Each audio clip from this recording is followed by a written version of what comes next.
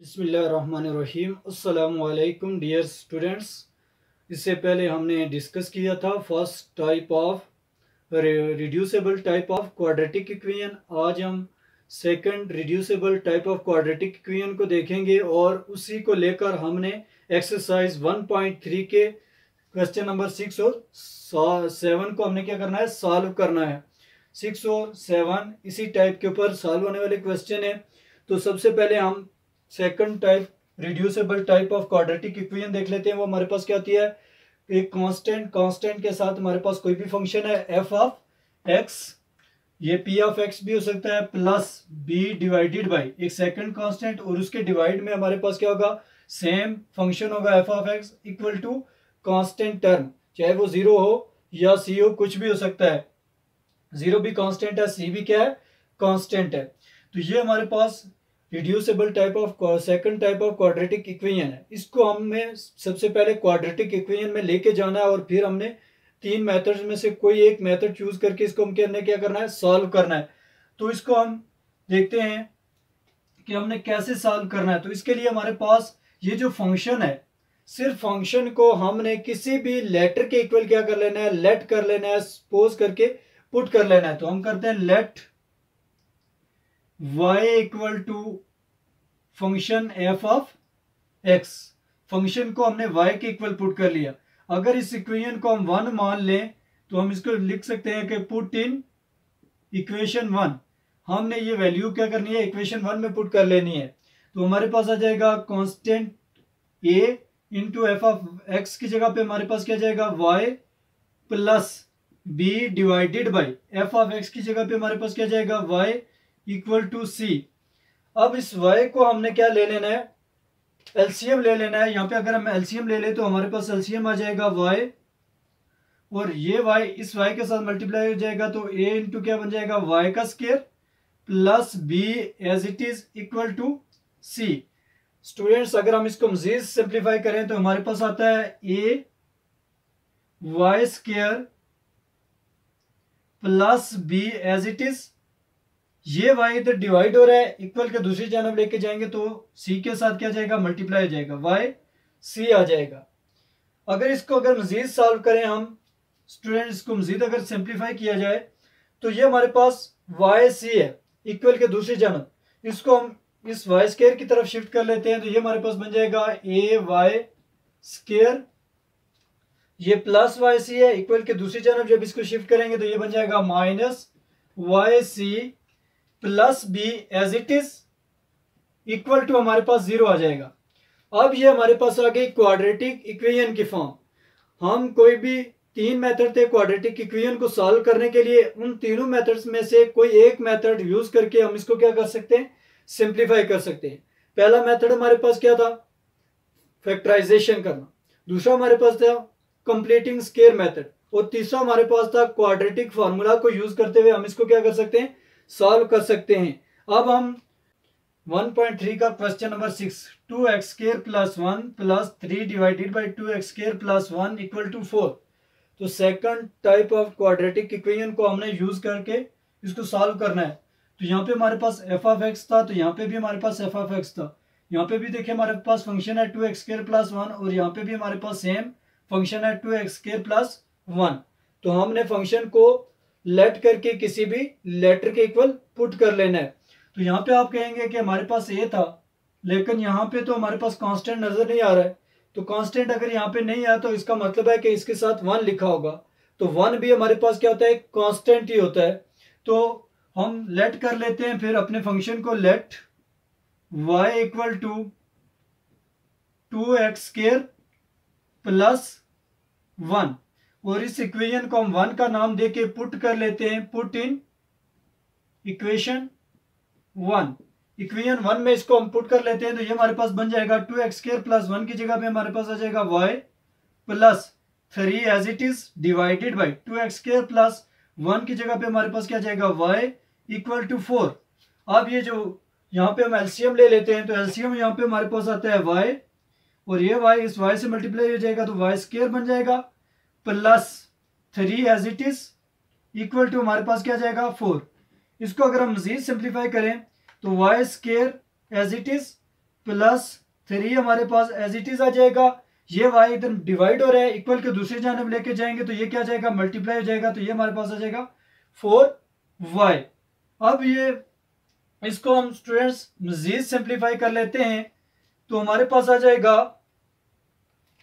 इसको थोड़ा रीअरेंज करके लिखते हैं, वाई स्केयर, ये प्लस 4y है, इक्वल के दूसरी जानब जब इसको हम शिफ्ट करते हैं तो ये बन जाएगा minus 4y plus 3 as it is अपनी ही जगह पे रहा, इक्वल टू हमारे पास 0 आ गया।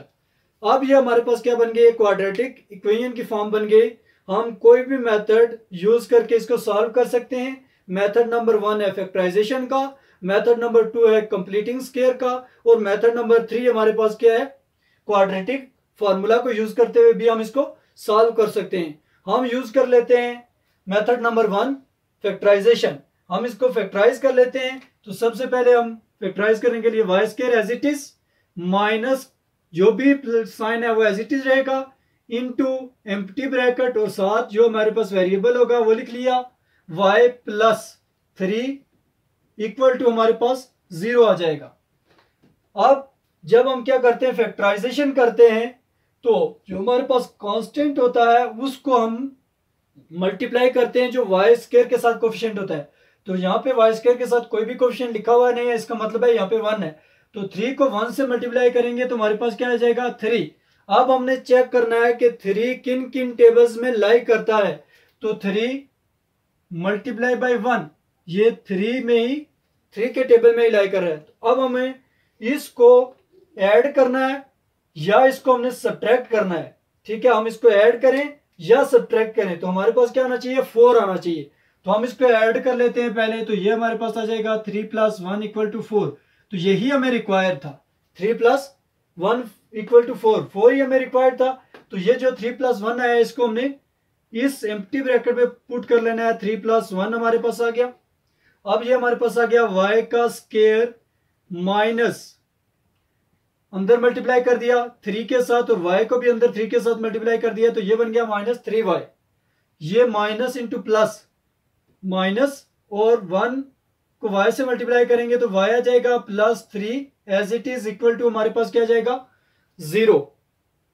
अब यहां से हम y कॉमन ले सकते हैं, y को कॉमन ले लिया तो यहां पे हमारे पास एक बच गया y माइनस, यहां से y बाहर चला गया तो बाकी क्या बच गया, 3 माइनस हमारे पास ये क्या है जी, यहाँ पे कुछ भी कॉमन लेने के लिए नहीं है, जहां पे कुछ कॉमन लेने के लिए नहीं होता है तो वहां पे हम क्या करते हैं, 1 कॉमन लेते हैं। तो हमारे पास क्या जाएगा, ये 1 कॉमन आ गया यहां से, तो यहाँ पे हमारे पास क्या बच गया, y माइनस 3। जब भी माइनस बाहर कॉमन ले लेते हैं तो अंदर वाली टर्मों के साथ जो साइन होता है वो क्या जाता है, चेंज हो जाता है, इक्वल टू हमारे पास क्या आ गया, 0। अब हमारे पास y माइनस 3 है, इधर भी y माइनस 3 है, y माइनस 3 को हम कॉमन ले लेते हैं, y माइनस 3 हमने कॉमन ले लिया, और इधर हमारे पास क्या गया, y minus 1, y minus 1 equal to हमारे पास क्या गया, 0। अब इनको सेपरेट करके लिख लेते हैं, इधर हमारे पास है y माइनस 3 इक्वल टू हमने 0 और y माइनस 1 इक्वल टू 0। हमने जस्ट किया कि दोनों को सेपरेट करके 0 के इक्वल पुट कर लिया, y माइनस 3 इक्वल टू 0 कर लिया और y माइनस 1 इक्वल टू 0 कर लिया। इसको अगर मजीद सिंप्लीफाई करें तो ये हमारे पास आ जाएगा y एज इट इज, ये माइनस का 3 है, इक्वल के दूसरी जानब लेके जाएंगे तो ये क्या बन जाएगा, प्लस का 3 आ जाएगा। इसको मजीद सिंप्लीफाई करें तो ये हमारे पास y है, ये माइनस 1 है, इक्वल के दूसरी जानब इसको जब शिफ्ट करेंगे तो ये प्लस का 1 बन जाएगा। हमारे पास क्वेश्चन था x की फॉर्म में, तो हमने आंसर भी क्या करना है, x की फॉर्म में, तो वापस हमने y की जगह पे उसकी वैल्यू पुट कर लेनी है। तो y हमारे पास पुट कर लेंगे, put y is equal to 2x square plus 1, जिसके इक्वल हमने सबसे पहले इस y को रखा था वही यहाँ पे वैल्यू पुट कर लेंगे। y की जगह पे हमारे पास क्या जाएगा जी, 2x square plus 1 equal to 3 as it is रहा, और यहाँ पे भी y की जगह पे हमारे पास क्या जाएगा, 2x square plus 1 equal to हमारे पास क्या जाएगा, 1। इसको मजीद सिंप्लीफाई करें अगर स्टूडेंट्स तो ये हमारे पास आ जाएगा 2x square as it is, ये प्लस का 1 है, इक्वल के दूसरी जानब लेके जाएंगे तो ये माइनस 1 आ जाएगा, और इसको मजीद सिंप्लीफाई करें तो 2x स्क्वायर इक्वल टू 3 में से माइनस करेंगे 1 तो हमारे पास क्या बच जाएगा बाकी 2x² as it is equal to 2 as it is. ये 2 इधर x² के साथ मल्टीप्लाई हो रहा था, इक्वल के दूसरी जानिब ये लेके जाएंगे तो ये क्या जाएगा डिवाइड। ये 2 और 2 आपस में कैंसिल हो जाएंगे तो यहाँ पे आपके पास क्या जाएगा x² इक्वल टू हमारे पास आ जाएगा 1। अब हम स्केयर इस स्केयर को खत्म करने के लिए स्केयर रूट ले लेते हैं, तो हम लिखते हैं taking square root both side. दोनों तरफ स्केयर रूट ले लेंगे तो ये हमारे पास बन जाएगा x का square equal to whole square root और 1 का हमारे पास क्या जाएगा स्केयर रूट। ये स्केयर और स्केयर रूट कैंसिल तो x इज इक्वल टू 1 का स्केयर रूट 1 के इक्वल ही होता है, प्लस माइनस हमारे पास क्या जाएगा 1। इसको अगर सिंप्लीफाई करें तो ये हमारे पास आ जाएगा 2x²। ये प्लस का 1 है, इक्वल के दूसरी जानब शिफ्ट करेंगे तो ये क्या बन जाएगा -1 बन जाएगा। 2x² as it is equal to 1 minus 1 क्या जाएगा 0। ये हमारे पास है x²। ये 2 इधर मल्टीप्लाई हो रहा है, इक्वल के दूसरी जानब जाएगा तो 0 के साथ डिवाइड हो जाएगा। कोई भी चीज 0 के साथ डिवाइड हो तो वो क्या हो जाती है 0 हो जाती है। तो आपके पास आ जाएगा x² इक्वल टू 0। तो यहां पे भी स्केयर को खत्म करने के लिए हम क्या ले लेते हैं स्केयर रूट ले लेते हैं, taking square root both side. दोनों तरफ स्केयर रूट ले लेंगे तो ये हमारे पास हो जाएगा स्केयर रूट x का स्केयर इक्वल टू 0 का स्केयर रूट। ये स्केयर और ये स्केयर रूट कैंसिल हो जाएंगे तो आपके पास आ जाएगा x इज इक्वल टू 0। इसके साथ प्लस या माइनस लिखने की जरूरत नहीं है। अब हमारे पास यहां से सॉल्यूशन सेट जो आ गया वो हमारे पास आ गया है इक्वल टू हमारे पास आ गया प्लस माइनस 1 और 0। ये हमारे पास सॉल्यूशन सेट आ गया। अगर हमारी वीडियो पसंद आए तो चैनल को सब्सक्राइब करें ताकि हम आपकी ज्यादा से ज्यादा खिदमत कर सकें। अल्लाह।